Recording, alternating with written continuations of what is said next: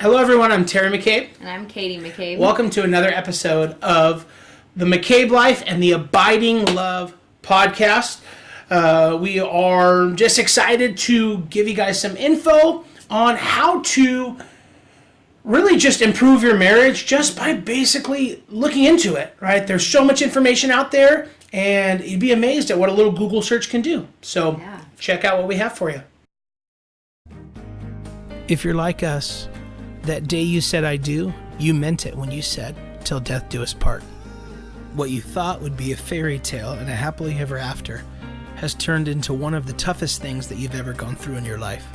We believe that God designed our marriages to be a blessing that brought us so much joy and so much happiness, as well as brought us closer to Him. Unfortunately, that's not what's taking place today in our world. Marriages are ending at an unbelievable rate. Families are being torn apart and people's lives are being changed forever. Welcome to Abiding Love Radio. My name is Terry McCabe. And I'm Katie McCabe. In this podcast, our hope is to encourage you, pray for you, and give you tips, tools, and resources that you can use to help your marriage today so that your marriage will thrive tomorrow.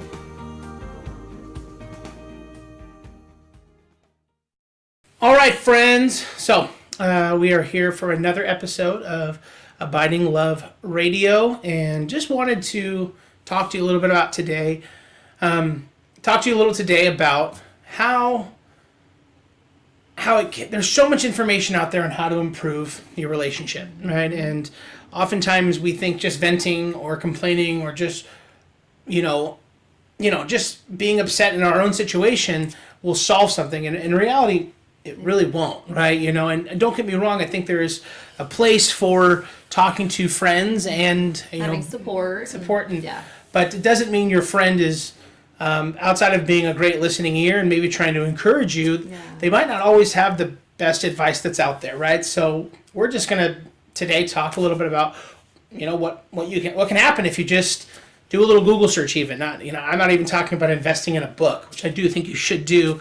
And at the end of this, we'll definitely go ahead and post some resources and different things for you guys to look at. But we thought it would be easy, like just a Google search of how easy it can be to find something that you could probably use today that might better your relationship. Simple tips. And it's like at the touch of a button.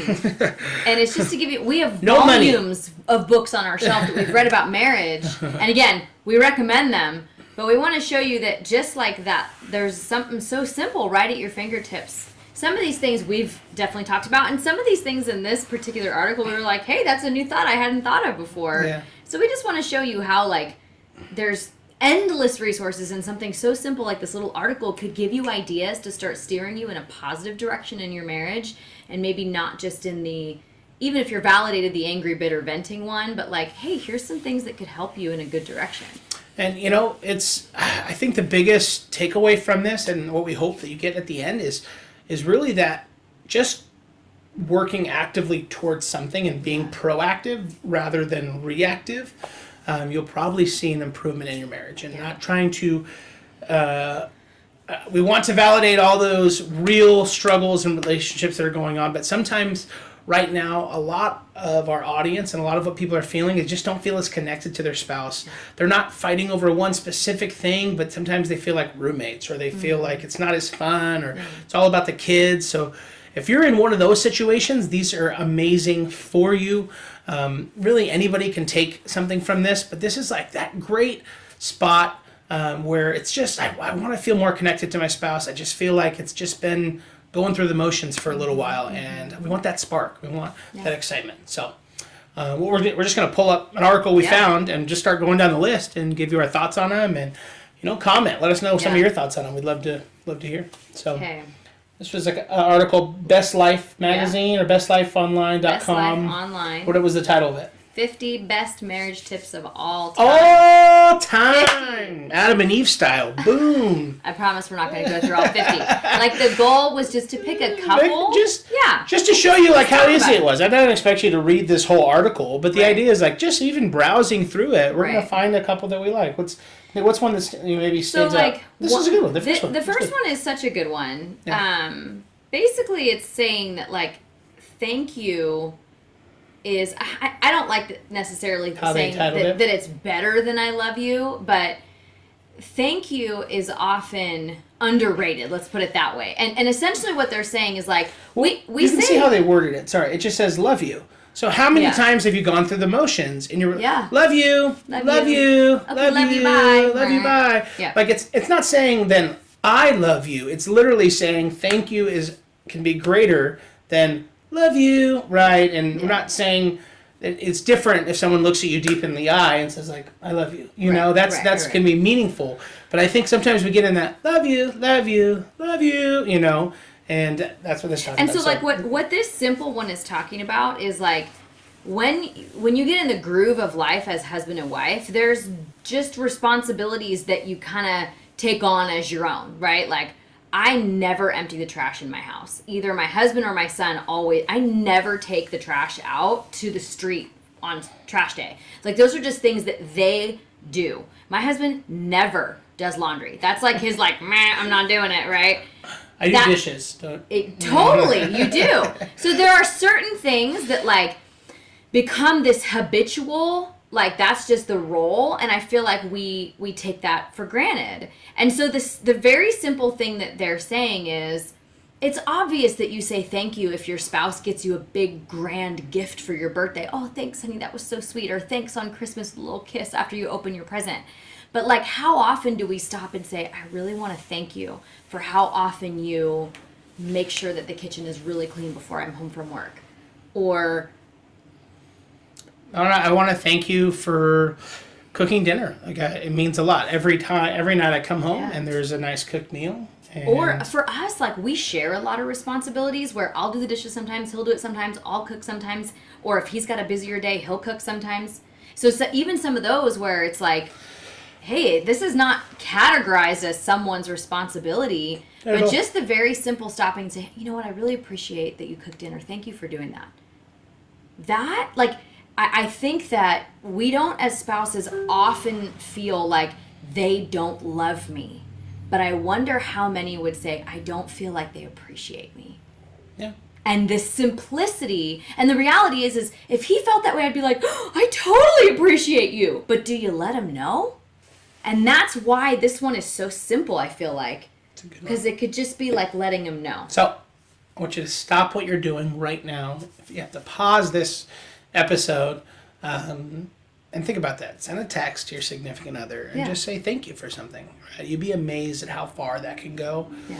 Or if they're downstairs or go talk, in the other room, just let them know. Like, hey, I want to thank you for, if you're listening to this in the morning, I want to thank you for working so hard. I know you're going to work. And I appreciate how much you provide for us and the kids. Right. And that could be husband or wife. Really, there's no we have no gender ties here, right? It really we know that every family has their own way of doing things and certain things, but don't forget to say thank you. Don't underestimate that. Really go a long way. And I don't think it's more important for a wife than a husband or vice versa. I think we both really excel from feeling valued and appreciated for what we do. Right.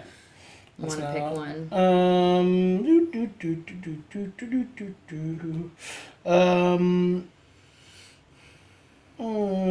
I'm just reading some of the titles, right? So like every fire needs to be stoked. No, this is good. That word is good. So why don't you just read the... So it says, every fire needs to be stoked. Conflict isn't the only buzzkill in a marriage. So this is where Terry's talking about that roommate thing, right? The other, according to a University of Michigan study, is boredom, which makes the case for peppering your routines with some moments of unpredictability, surprise day trips, signing up to learn a skill together, new ways to initiate a romantic tango, tiptoeing home at 3 a.m. a few nights a month is not a moment of unpredictability. FYI, don't be unpredictable and unfaithful. That's not what they're talking about. So essentially, what they're saying is, right, so oftentimes we're in routine. Love you can be sometimes routine, what we just talked about, right? You just do the same thing, in and out, day in and day out, day in and day out. So hey, what they're are saying, you going to get the kids to school? Hey, did you pick up this? Right, hey, did you go to the grocery store? Life can be so like same. So you're just like, what happened to the spontaneity? What happened to the passion? What happened to the fun? The fun, right? Yeah. So, like, guys, don't be just a Valentine's Day flower getter, or a Valentine's Day romantic. You can go out there and do things. It doesn't have to always be flowers. Literally anything. You could write a card one time and just slip it under the bed, words. right? Yep. You could get flowers one time. Yeah. You could plan something, just anything. And it doesn't have to be, you could go plan to take a hike spontaneously, right? So go plan to just be outdoors. Just do something out of the normal. And, just if you change your routine to do something that you do together, you'd be amazed at how far that can go. So that really helps keep the spark going. And that's what they're talking about is you have to keep paying attention to that fire. Yeah. Right? And if you don't, that fire is going to die. So, give it some love, give it some oxygen, right? Feed in some good word. spontaneity. Yeah, and, do like a quick swoop up your family and go get ice cream. Put the kids to bed and play a board game. Sometimes we have so much fun just turning off the TV because that's like such an easy go-to and it's really not very interactive. And like playing a couple rounds of a fun game that we love where we get a little competitive, we laugh at each other, and it's just like a fun interaction. But sometimes just saying like, hey, let's play a couple rounds is like, it's sweet because it's saying like everything else can wait and I really want to focus on you. Isn't that cool when you think about that's what that's communicating in that way? So spontaneity, choosing to recognize when boredom has crept in and saying like, what can I do right now to flush boredom away and create a spark, an excitement, just something fun, and maybe you're feeling like, okay, we're in a really funky spot though. Like we don't even like each other right now. Just try it. Like try in spite of having conflict or, resentment toward each other, try something spontaneous, like right now, text that babysitter, get them scheduled and text your spouse and be like, hey, we're going out tonight. It's been too long since we've gone out together. Right? Make it spontaneous like that where it's quick and seek to go have fun together. Yeah. Got another one? I got one. I found one. It's fun. So this one is work out at least once a week together. What do you think about that one? We, our walks. I think that's a good one. We've had different seasons where we did that so much. We used to do P90X together. Yeah. Mine went a little bit too intense. We looked a little We better, did it for, yeah. I was a shape, but it was, different shape. I think that kind of is similar to the last one. You're being intentional about something positive together. I think exercise is such a healthy thing to do that there's probably like a positive bond that it creates when you do something that's good for your body and then you do it together. Endorphins, right? All that stuff. And making that connection with your spouse at the same time. Yeah, I was figuring you can kind of give some thoughts and you can kind of look at one that you might like to talk about next. But, I think the biggest thing is that, so early on in our marriage, we used to walk every night almost with our son. Like, literally, we'd put him in the stroller and we would go walk downtown. It was a nice, a couple miles. And we would just do it every night. But what that did is it allowed us to, talk over and over. And we just shared these conversations. And it wasn't exhausting. We weren't doing heavy running. And that's why I said it can be as easy as just walking together. If you want to get your heart rate up, lose a few pounds, burn some calories, great. But even if just that night stroll away from cell phones, away from TVs, away from Netflix shows, right? Go do something physically active, whether hike, walk around the neighborhood. Literally a walk around the neighborhood will do it. Want to have some fun? Bring your kids, let them walk around too. And just right connect. Now, we do that a couple times a week. At least a couple times a week. Yeah. Yeah. And it's just I've always liked it because I like walking. I like getting some fresh air. But it's one of those things when you start having, and you have kids and a family and a wife, right? Sometimes it can be good to go get that exercise. Yeah. But oftentimes, if you spend a lot of time apart anyways, it's just something that's why don't I just do that with you guys? You know? And it's you can spend time together, so it's not just another thing that you're doing separated from each other. So I thought that was a good one. Did you find this one? one's really unique. I like this What do one. you got? And I think we need to practice it more because we're not good at this one. Okay. This is not our one? Well, because I read the title and I was like, what are they saying? It says, censor yourself on your rare nights alone. So, of course, that caught my eye because I'm like, what the heck do they mean by that? And it says, when you have kids, it can be near impossible to get couples time. So when you do, make when you do make it out, or even if it's like we're gonna put the kids to bed and have like a little time in together watching a movie or whatever, use the BWIC phrase to establish topics that are off limits. So enrich your time together. So here's what they are: bills, off limits. Don't talk about your finances. When you're on like a date? Yeah, when you're like having that time together where you finally get to, you could talk about bills on the phone while you're cooking dinner. Like there's 100 times when you can address that, right? Okay. Don't talk about your bills. Don't talk about your exes, which I think is kind of funny. Like is that like a daily thing? Does that come up in people's conversation? Like, so I ran into my ex, Lisa. Yeah, no. No, I think it's funny that they had to list that, but that's okay. That's more of like a, if you're on your first 5 dates, don't talk about your If you're dumb. Okay. And you don't want your marriage or Don't talk about your bills. Don't talk about your exes. Don't talk about work. And this is where we fail. Because we are very Work's a big part of our life, right? It is. It's hard not to. We enjoy strategizing it. So sometimes it's like we're strategizing. But I think that this is true for us, and it's probably true for a lot of people. We spend so much mental energy during the day thinking about it that it's important to shut off so that we can engage about other things. Yeah. Right? So you got it. And I think there's probably a balance there, right? Because some people's work life might be different too, you know? We do a lot of work together. There might be people who work and it's kind of like you're talking because you want to get insight, like how's work going, right? And so for us, I think it could be good because oftentimes we do know what's going on in each other's work, so we already kind of get that out of the way. We so also almost never stop. So here's so what taking a break. Here's what I'll say. If you, because sometimes we go to do time alone. I'm not done with that one. Okay, sorry. We go to do time alone together, and sometimes I am so overloaded with work that I'm just like, but he's excited to talk about it. And so sometimes you just have to have that communication where you say, I'm really excited to hang out tonight, and man, I'm kind of feeling overwhelmed with work. I'd love to just forget about that for a little bit tonight. Then you've had that communication, and you can know, okay, this is a time that we've set aside, right? So know those boundaries for you, because work is like hopefully it's a good thing, whereas your exes should always be an off-limits topic.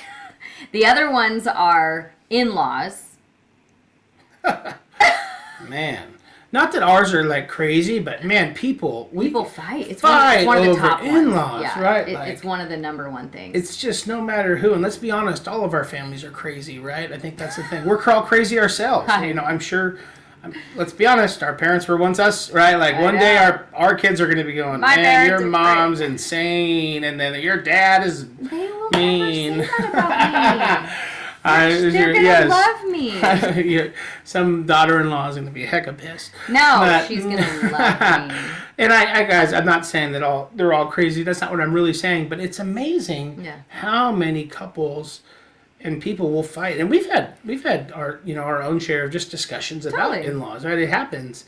Yeah. And it's just because you create your own family unit, you have your own style. Yeah. And what happens is your in-laws represent just one style, and we're right? trying to create our own. We're creating our own, right? So it's not part of the new style that you've created in your relationship. You both, it's kind of morphed. So family can be so huge, but it is so funny. That makes sense. The last one on here is kids, which, of course, that's 24/7, right? It's your whole life, right? So take a second away. Yeah, take a breather. They're okay. They're breathing. They're living. Yeah, you got the babysitters got your cell phone. You're all right. Here's what I think about this. Yeah. Looking at these and thinking like, oh, should we always have work be off limits? Here's what I think is cool. Think about this. If you don't talk about bills, exes, work, in-laws, or kids, did I get them all in there? Yep. Those exes were, yeah. If you don't talk about those 5 things, what's left to talk about? You guys are gonna have to get in each other's worlds a little bit. You're gonna have to learn more about each other. You're gonna have to, in a sense, like those are the things that are they're always on your mind. You want something new? Talk about something new. Yeah. That was the whole point. You want something new in your relationship, a new spark? Yeah. Talk about something new. Join a hobby together. Talk about something you haven't tried before. Yeah. Talk about like ask the question, like, is there a funny story from your childhood you never told me, or is there something, I mean, don't necessarily dig for trouble, right? But like try to think about how you can create, not just exist in what's already That could there. be a good video. Some conversation starter questions. Yeah. Try to I don't know. But no, it makes sense. If you want to have something new, you got to start doing something new. And if you keep talking about the things that we're not going to get away from really anyways, right? So, especially bills. Hopefully you're not talking about exes too much. But the idea is bills, you have to talk about bills. Three of them are constant. Bills, work, and kids are constant. No matter what In-laws maybe can come and go in the conversation depending, but right? Those three, it's an everyday. Yeah. So while you're out, create a different mood. Don't, create something different. And I can't say, if you want something new, do something different. New. Right? So we could probably end on there because I don't want to go too long. But, what's the point here? The point is that was just one article. Yeah. These are free. Google's free last I checked. I don't pay a monthly Google service, but it doesn't take a book. Now, there can be things like maybe you're specifically with one area that's going on. Like, you can still Google that stuff, but I recommend investing in a book. Invest in something that, here's the other thing is if you invest, you're probably more likely to take it seriously too, right? True. And don't wait for your spouse to do it. Yeah. That's the biggest thing is don't wait for your spouse. Be the change you want to see in your marriage. And that's hard, but I promise it's worth it. Totally. Take the first step. But what I hope is that people whose relationships seem okay, that they start doing these now. Where it is harder, where it's really hard, is when you're at each other's throats and you're like on the brink of deciding to start separating, right? It's really hard then because you've gone so far. You've gotten so angry. So the idea is like right now, when it doesn't seem like things are bad, but it doesn't seem like things are like... They're not thriving. Thriving is a great word. Like, no, I love him or I love her. It's just been busy, right? It's your relationship, right? Here's the reality of it. Your kids are going to grow up and they're going to have their own lives. And that's why you see so many... That's why you see so many kids get divorced, or parents get divorced. People get divorced after kids leave because they built their whole lives around their kids. So, build your own life. Yeah. Build your romance with the spouse that you said you wanted to spend the rest of your life with. The kids are kind of an accessory to that. Beautiful byproduct of that. But stick to it because that is your life partner. Yeah. Right? Your kids are going to have their own life partners, and that's how God designed it, we feel. And that's great. And you want to be alongside that, but the more you're thriving, the more your kids' marriages will thrive too. That's so true. So that example is the point of this was to show you how we looked in 20 minutes gave you not only 3 things to do, but analyzed the best ways to go about them. But if you look at them and you just say, hey, let me try this, right? If you're a guy or let me look at this. Be spontaneous. All right, when's the last time I bought my wife flowers? Let's just go do it. All right, you might get lucky. I promise it. I'm just saying. Either way, it's not going to hurt. But it doesn't matter. Even if you don't, that's not the only reason to do it. The idea is create that spark again, right? Show her that you're thinking of her. Right? It goes a long way. I'm thinking of you, right? And, and just do something different. Wives out there, I don't want to sound... like I'm coming down, but maybe if it's been a long time since you put on makeup and got dressed up for your spouse when you came home, try it out. Just see. Surprise him a little. Yeah, something different, right? So, thriving. It's such a great word, right? Sometimes we just feel like we're not thriving, and you can be, but it just takes a few of these things in motion, and then you'll get some momentum, right? And it becomes easier. So, it's our encouragement for you guys. Thanks so much. Thanks for listening. If you're here, share it with somebody. If you have a friend who needs this, who could probably listen to it, we'd love to see when people share this message with others.